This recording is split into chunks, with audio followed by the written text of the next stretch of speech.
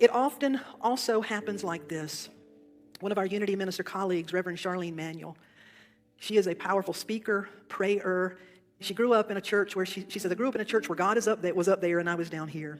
And she eventually heard that message about God within, meaning not like a chocolate chip in a cookie, but meaning God is within the reality of your being. It's in you.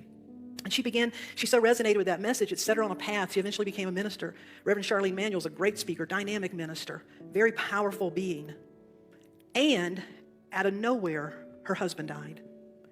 Was not on her radar, was not on her plans, was nothing she could have expected or predicted. She said, just like that, who I knew myself to be literally didn't exist anymore. And in the throes of having a long-term marriage, lose your husband, your spouse, she was in the throes of such grief. She said she couldn't even pray. She said, I was just totally lost. I had never felt so lost in my life. I couldn't pray. I didn't know who I was anymore. And I began to think, well, have I just lost it all? I've done all this work. I've been a spiritual leader. I've known all these things. And now I can't even string a sentence together to pray. Let's pause a minute. Can you relate? On some level.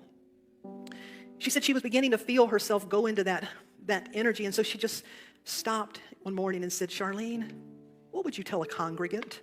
If one of your congregants came to you, what would you say to them? And she said, well, I'd tell them just do what you can, don't give up. And she heard the voice again, Charlene, what would you tell them? And she said, well, I would tell them your soul craves conscious communion and your soul knows how to connect. That there's a wholeness about you that knows what you need right now. And she said, I took my own words to heart. And so what I decided to do was all that I could do. Day one, I lit a candle and sat for a few minutes and I let it be okay. And I said, my soul craves conscious communion. My spirit knows that I'm whole. The Holy Spirit knows what needs to emerge in me. Day two, I lit a candle and incense. My soul knows what to do. The Holy Spirit knows what needs to emerge. I offer it all up. I'm here, I'm willing. Day three, she lit a candle and incense and put on a CD of some meditative music.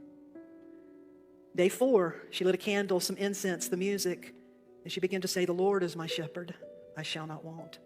She began to pray that prayer that there prepares a table before me in the presence of, not in the presence of my perfection, not in the presence of my wholeness, not in the presence of everything going right, but in the presence of what feels adversarial, what feels so harsh right now. In the presence of this, a table is prepared before me that my spirit can come and dine. Day after day after day, she did that. Little by little by little by little, she began to find who she now was. She began to feel a little bit more integrated and a little bit more integrated, little by little by little. After a while, she looked back and she had 50 positive prayer practices. And she said, by then she was feeling better and she said, Holy Spirit, if this is to be used, then all I ask is that you should give me a name for it. Give me a name and I'll put it in a book. She says it wasn't any time at all when she had one of those experiences of you literally had a book fall off a shelf before, or you walk and it's open. She had that experience of it being right there. And she looked down and what she saw was this, and it said, pray up your life. Today, years later, that's a published book by Charlene Manuel, Pray Up Your Life.